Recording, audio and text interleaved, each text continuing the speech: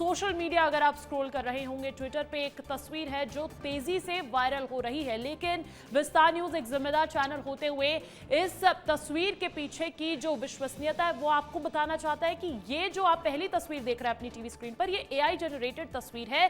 बेहद दुखद घटना है और जिस तरीके के मंजर वहां पर रहे होंगे वो आप और हम सोच भी नहीं सकते हैं। लेकिन ये जो तस्वीर जो निकलकर सामने आई है ये पूरी तरीके से फेक है।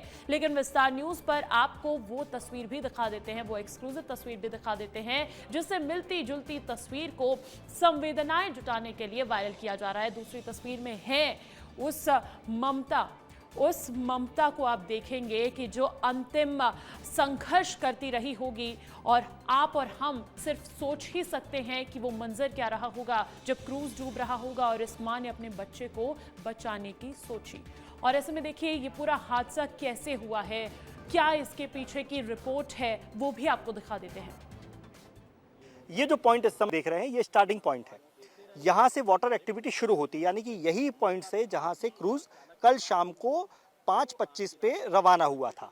और फिर वहाँ से चलने के बाद मैं आपको दिखाऊंगा, थोड़ी सा पैन करिए, हमारे कैमरा पर्सन पैन करेंगे, ये देखिए ये पैन कर रहे हैं और ये इसी रूट से, जिस रूट से हमारा कैमरा पैन हो रहा है इसी रूट से ये क्रूज ऐसा आता है और फिर ऐसा तकरीबन 5 से 7 किलोमीटर 45 मिनट का तकरीबन वो मिनट होते हैं, 45 मिनट का सफ़र होता है जिसमें क्रूज जो है पर्यटकों के साथ घूमता है और यहाँ तक आता है। ये देखिए ये इंटक जल जीवन मिशन के तहत ये इंटक एक फॉर्म बन रहा है, बरगी बांध के अंतर्गत एक प्रोजेक्ट बन रहा है और इसके पास आके कल जो वीडियो सामने आए थे विवेक, जो हमने देखे थे उस वीडियो में इसी जगह की वो वीडियो थे जहाँ पर बहुत तेज़ी से हवा चली, बहुत तेज़ी से मौसम बदला और लहरें चलने लगी और उन लहरों में उस क्रूज़ का जो बैलेंस था वो बिगड़ गया और बिगड़ने से वो यहाँ पर डूबना शुरू हो गया।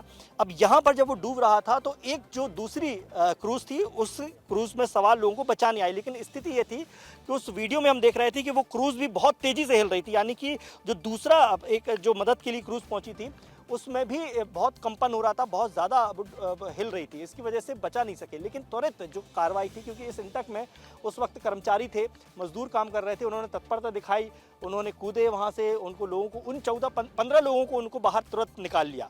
अगर उस वक्त यहाँ कोई नहीं होता या बहुत तेज़ मौसम हो जाता या ज़रा सी और चूक होती तो शायद ये आंकड़ा विवेक और ज़्यादा हो जाता, क्योंकि 15 लोगों को बचा लिया गया था। कल 4 लाशें निकल चुकी हैं, आज 9 हो गई हैं, ये आंकड़े अभी बढ़ेंगे। अब उम्मीद है कि शायद 2 या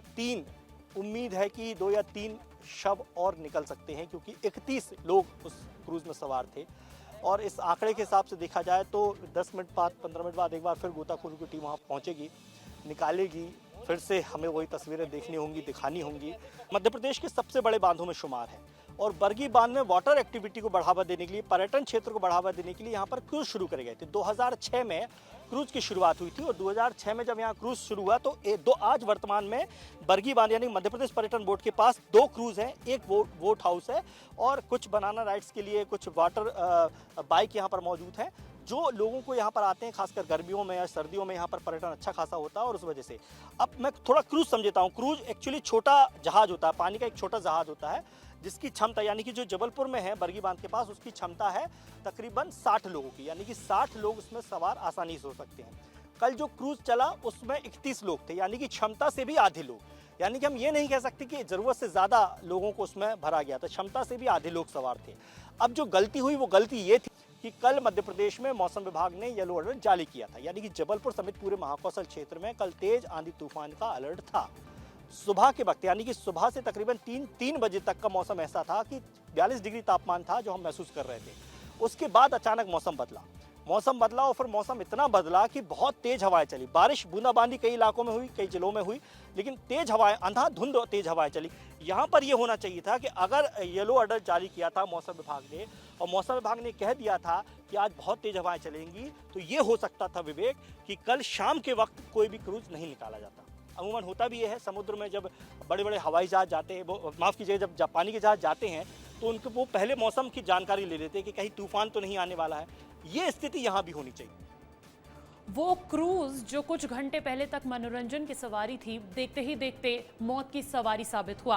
आपको 6 तस्वीरें दिखाते हैं। इस पूरे हादसे से जुड़ी हुई 6 तस्वीरें हैं, जहां हादसे का लाइव वीडियो बेहद ये खौफनाक मंजर तस्वीरों में भी कैद हुआ। तो कल शाम से ही रेस्क्यू ऑपरेशन जारी और अभी भी वो अंतिम चरण पर चल रहा है। कई लोगों को बचा लिया गया, लेकिन इस पूरे हादसे में 9 लोगों की मौत हो गई है। क्रूज में कुल 37 लोग सवार थे, ऐसी जानकारी सामने आई और आर्मी एनडीआरएफ मौके पर अभी भी तैनात है। लगातार कई घंटों से ये रेस्क्यू ऑपरेशन चलाया जा रहा है। वहां पर मंत्री राकेश सिंह मौजूद हैं लगातार जो है सरकार की तरफ से भी सीधा इस पर निगरानी रखी जा रही है कि रेस्क्यू ऑपरेशन जल्द से जल्द पूरा किया जा सके। ये काल के साए में जो क्रूज समा गया, इसको लेकर आपको 6 तस्वीरें दिखाई है। और ऐसे में देखिए लगातार मोहन सरकार के मंत्री वहां पर पहुंच रहे हैं। डिप्टी सीएम जगदीश देवड़ा भी पहुंचे। खास बातचीत की हमारे सहयोगी दुर्गेश साहू ने, सुनवाते हैं। बहुत ही दुखद घटना है, बहुत बड़ा हादसा है और जैसे ही इसकी जानकारी मिली, हमारे मध्य प्रदेश सरकार के हमारे वरिष्ठ मंत्री आदरणीय राकेश सिंह जी, सांसद हमारे आशीष जी और सभी जनप्रतिनिधि, विधायक, सभी लोग यहाँ पर तत्काल मौके पर पहुँच गए। मुझे लगता है कि पूरी तत्परता के साथ में यहाँ पर लगे हुए हैं और ईश्वर की पूरी कृपा है कि कम से कम 28 लोग उसमें से निकल गए। 9 लोगों की उसमें डेथ हुई है और बाकी लोग उसमें से मुझे लगता है कि अभी कोशिश जारी है। तो डिप्टी सीएम जगदीश देवड़ा को सुना आपने। उच्च स्तरीय जांच की बात उन्होंने भी दोहराई है मुख्यमंत्री के बाद, और साथ ही रेस्क्यू ऑपरेशन पे कैसे पूरी तरीके से जोर दिया जा रहा है, इसको लेकर भी वो बातचीत करते हुए नजर आए हैं।